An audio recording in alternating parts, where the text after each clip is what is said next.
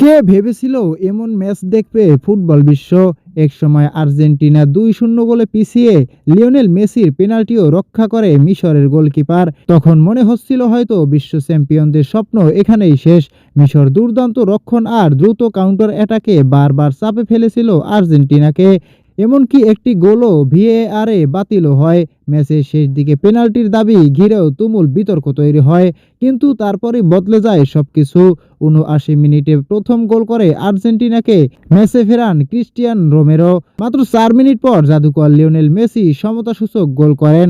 আর যোগ করা সময়ের ৯২ মিনিটে এনজো ফার্নান্দেজের গোল পুরো স্টেডিয়ামকে আনন্দে ভাসিয়ে দেয়।